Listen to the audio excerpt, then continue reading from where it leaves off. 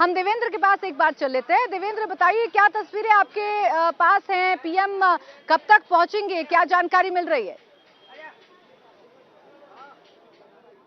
और तस्वीरें तो सारी टेलीविजन स्क्रीन पर ऑलरेडी लोगों को नजर आ रही है। प्राची इन्फॉर्मेशन की अगर बात कर लें तो जिन 4 नामों को लेकर लगातार चर्चा चल रही है, प्रस्तावकों के नाम को लेकर, उनमें एक नाम और उसका राजनीतिक मैसेज आप समझ सकती हैं कि दलित कम्युनिटी के, सोनकर कम्युनिटी के संजय सोनकर हैं। 3 नाम जो हम लोग ऑलरेडी बताते रहे हैं, और चौथा दलित कम्युनिटी के एक व्यक्ति, उस नाम को फाइनल किया गया है। दूसरी चीज कि नामांकन के समय एनडीए के किन किन नेताओं की मौजूदगी रहेगी, वो पूरी की पूरी सूची इंडिया टीवी के पास है, और ये 25 नाम होंगे जो कि प्रधानमंत्री नरेंद्र मोदी के नामांकन के लिए एनडीए के नेता के तौर पे वहां पे उपस्थित रहेंगे।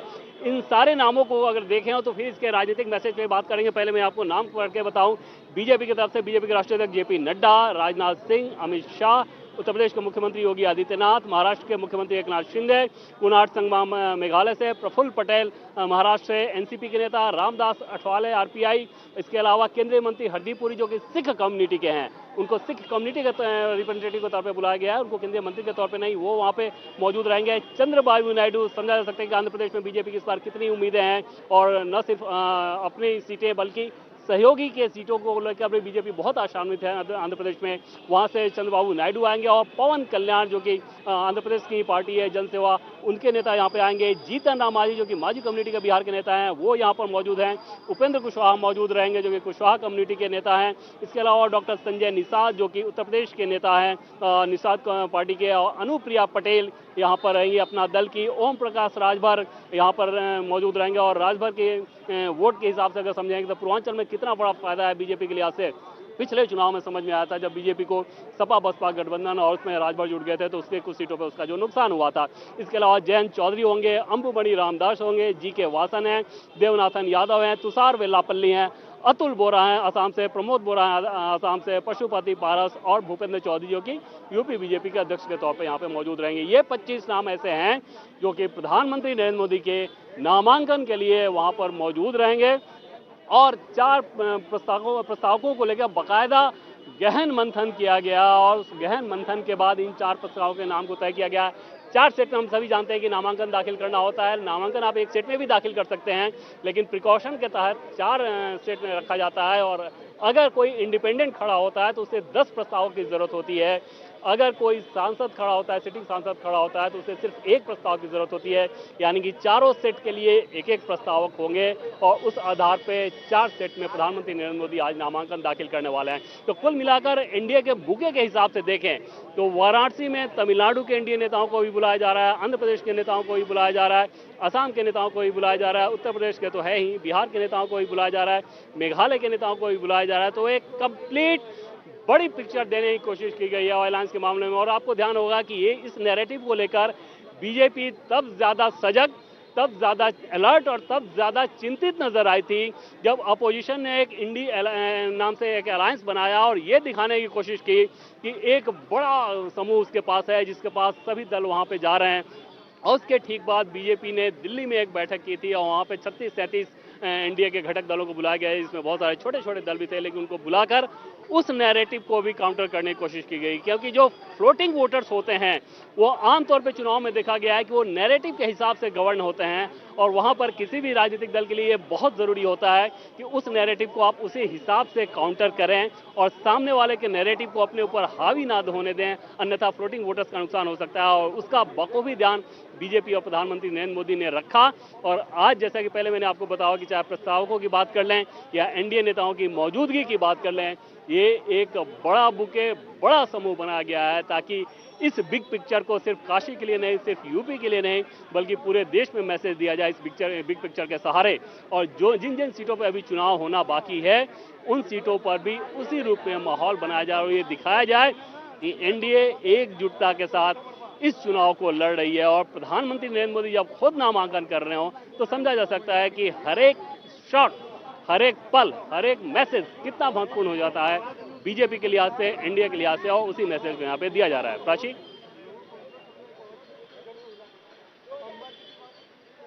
फोन कनेक्ट कराना पड़ेगा।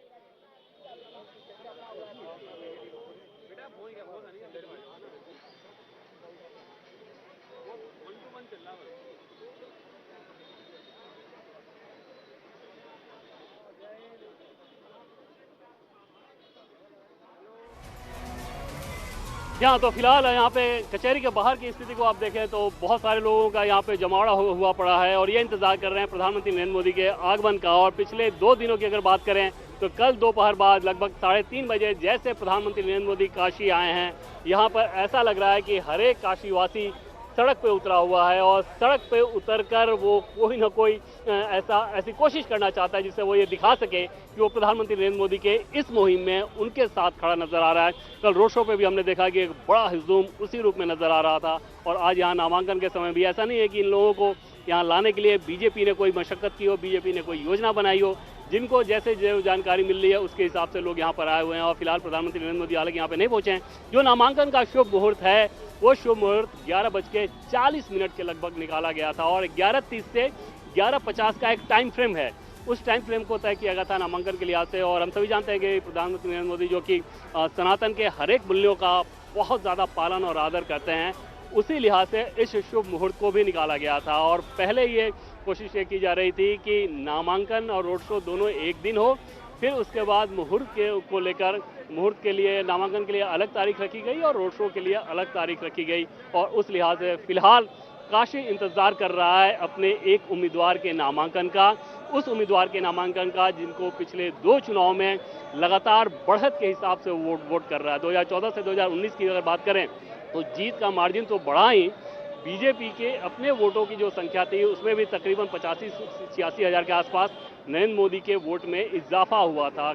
और इस बार बीजेपी का टारगेट है कि जीत का मार्जिन बहुत बड़ा किया जाए और अपने वोटों का नारे सुनाई देंगे। सब तरफ लोग सड़कों से, सड़क के किनारे से मोदी मोदी के नारे लगा रहे हैं। बहुत लंबा इंतजार के बाद प्रधानमंत्री नरेंद्र मोदी यहाँ पर पहुँचे हैं और धूप बहुत ज़्यादा है लेकिन लोगों का जोश, लोगों का उत्साह कम नहीं हुआ है। इस धूप में भी काफ़ी ज़्यादा भीड़ है और लोग एक झलक पाने के लिए यहाँ पर बेताब थे।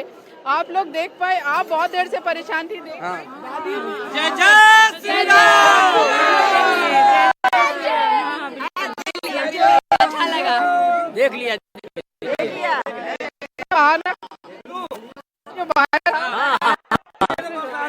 पिछले 2 घंटे से एक झलक पाने के लिए बैठी नहीं दादी, एक झलक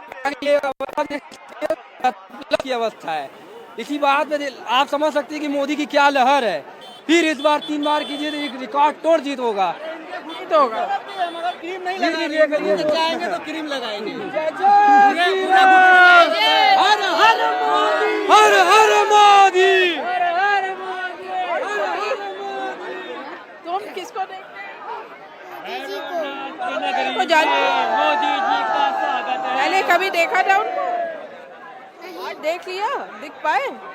मेरा एक 1.5 साल का पोता है, उससे कल पूछे बाबू कौन आएगा, मोदी जी आएंगे या राहुल जी करम मोदी जी। आप क्या कह रही हो? वही आएंगे, वो बहुत अच्छा काम कर रहे हैं।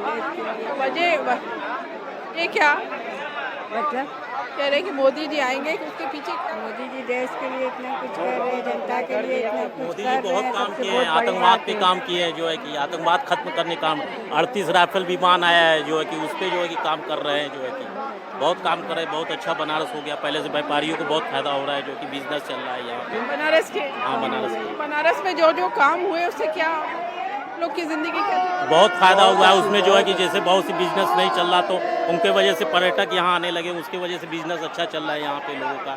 और बहुत से काम जो है कि विपक्ष खत्म हो रहा है, विपक्ष खत्म हो रहा है। बनारस के क्या नाम? मैं संतोष शर्मा मेरा नाम है। क्या करते हैं बनारस? हम व्यवसाय ही करते हैं। जो व्यवसाय करते हैं, तो जैसे 10 साल पहले जब मोदी जी आए थे, जब यहाँ के सांसद 2014 में बने और आज हम 2024 में जब फिर से नामांकन करने जा रहे हैं, तो वाराणसी कितना बदला? और आप क्योंकि व्यवसायी है, व्यवसाय व्यवसाय तो सबसे अच्छा चल रहा है। लॉ एंड ऑर्डर के सवाल पे बहुत शानदार व्यवस्था यहाँ की हो गई है। और सबसे बड़ी बात है कि इन 10 सालों में बनारस में जितना भी आमूल चूल परिवर्तन दिख रहा है और हो रहा है, आगे भी होता रहेगा। इस उम्मीद में हम लोग 10 साल पहले भी यहीं खड़े होकर मोदी जी का स्वागत किए थे और आज मैं अपनी बेटी के साथ आया हूँ जो बहुत उत्सुक है मोदी जी को देखने के लिए। और फिर शानदार तरीके से हम लोग उनका स्वागत करेंगे और उम्मीद करेंगे कि 400 पार मोदी जी तो होंगे ही। ये देश मोदी जी को और एनडीए को ज़रूरत नहीं, ये देश को ज़रूरत है। देश चाहता है 400 पार, इसलिए हम सारे लोग यहाँ खड़े हैं और मोदी जी के सम्मान में खड़े हुए हैं। विपक्ष एकदम खत्म है, विपक्ष खत्म हो जाएगा। 400 से ज्यादा सीट आएगी जो है। तो टीवी में देखा होगा मोदी जी को, अब सामने देखा, कुछ फर्क लगे वैसे लगे? फर्क पड़ा। फर्क तो है, बोलो। हाँ फर्क तो है कि टीवी पे भी देखा है, अभी भी देखा है। आप कुछ बता रहे थे, आप बनारस में रहते हैं? मैं बनारस क्या का ही नाम हूँ। है आपका? मैं अमित प्रजापति। अमित प्रजापति जी, क्या करते हैं आप? मैं ITBHU में नौकरी करता हूँ। ITBHU मैं ड्यूटी पे भी हूँ, लेकिन मैं यहीं खड़ा हूँ। मुझे ड्यूटी अभी जानी है, यहाँ से जैसे मैं छूटूंगा मैं ड्यूटी जाऊँगा। किस तरह का माहौल प्रजापति जी यहाँ देख रहे हैं? माहौल तो बहुत ही सुंदर है, जो भी आज तक हम लोगों ने नहीं देखा तो वह मैं आज देख रहा हूँ। जो योगी जी और मोदी जी के आने से जो देश का बदलाव हुआ है, हमारे यूपी का बदलाव हुआ है, वो मुझे देखने को मिल रहा है। मैंने आज तक नहीं देखा था कांग्रेस की सरकार में कोई भी ऐसा बदलाव। जैसे आप प्रजापति हैं, जो ओबीसी लोग हैं, पहले समाजवादी पार्टी उनकी पार्टी मानी जाती थी, अब आप लोग समाजवादी पार्टी नहीं, समाजवादी को मैंने कभी सपोर्ट ही नहीं किया और ना ही आगे करूँगा। अच्छा, वजह यही है कि मुझे वो लायक ही नहीं है, मतलब कोई मतलब पसंद है, कोई ऐसा उम्मीदवार नहीं है जिसको मैं पसंद करूँ, जिसमें जातिवाद हो। उस जातिवाद को क्या करे, हमें क्या मिलेगा? आपका नाम? प्रकाश। प्रकाश जी, यहीं रहने बनारस? हाँ क्या करते हैं बनारस? बनारस में बिजनेस करता हूँ। कितनी देर से खड़े हैं? 9 बजे से। 9 बजे से? बहुत सारे लोग तो 6 ही बजे खड़े हैं। 6 बजे 9 बजे आए थे। मोदी जी 2 बार सांसद रह चुके हैं, कितना बदला है बनारस? अच्छे हैं मोदी जी, अब की फिर जीतेंगे। 400 पार। पक्ष? जय श्री राम। विपक्ष में कोई खत्म हो ऐसा जाएगी, एक भी सीट नहीं है। कोई ऐसा कैंडिडेट ही नहीं है कि विपक्ष में उनके लड़ पास सके। कोई मुद्दा नहीं जीतने का। देखिए 2007 से लेकर अजय राय 2012 तक राइफल विमान का सिर्फ इन्होंने बात किया, दिया नहीं है सेना को। मोदी जी ने सेना को दिया राइफल विमान, 38 विमान, जिससे देश के दुश्मनों खत्म हो रहा है। घर में मैडम पानी आता है, 3 टाइम पानी आता है। पानी पूरा का सुविधा सफाई बहुत दिन भर रहता है, गली 3-4 बार गली झलाता है, सब अच्छे से होता है। पानी की सुविधा भी है। बत्ती बिजली भी मिलता है, बहुत अच्छा है। मोदी जी जब से आए हुए हैं, हम लोग भाग्यशाली बहुत अच्छा हैं काम कि मोदी हम जी लोगों कर के रहे हैं। सांसद माननीय मोदी जी हैं, ये हम लोगों का सौभाग्य है। अजय राय के लिए कुछ कह रहे थे, तीसरी बार वो उम्मीदवार। मैं ये कह रहा था कि जब तक बीजेपी में थे उनकी बहुत ही शानो शौकत थी, जैसे ही वो कांग्रेस 3 बार वो चुनाव लड़ चुके हैं, तीनों बार तीसरी बार थर्ड उनकी पोजीशन। जी, क्योंकि वो बीजेपी छोड़ने के बाद वो कंडीशन थी, बीजेपी में अगर होते वो फर्स्ट पोजीशन पे होते। आज ऐसा ना हो कि नामांकन जब भर के आए हैं पर्चा वापस लेना पड़ेगा उनको, ऐसा भी हो सकता है। उनको अपनी अस्तित्व बचानी होगी तो नामांकन पर्चा दाखिल नहीं करेंगे, दोबारा वापस लेना पड़ेगा उनको। प्रधानमंत्री नरेंद्र मोदी काल भैरव मंदिर में गए हैं अंदर दर्शन के लिए, और मुख्यमंत्री योगी आदित्यनाथ पहले से ही मंदिर में हैं, और वाराणसी में काल भैरव मंदिर का बहुत महत्व है। ऐसा कहा जाता है कि बाबा विश्वनाथ ने काल भैरव को काशी का कोतवाल बनाया था, तो आज भी बिना उनकी अनुमति से, बिना उनका आशीर्वाद लिए यहाँ कोई काम नहीं होता। तो प्रधानमंत्री मोदी भी नॉमिनेशन के पहले मंदिर में गए हैं, आशीर्वाद लेंगे और उसके बाद नॉमिनेशन के लिए जाएंगे।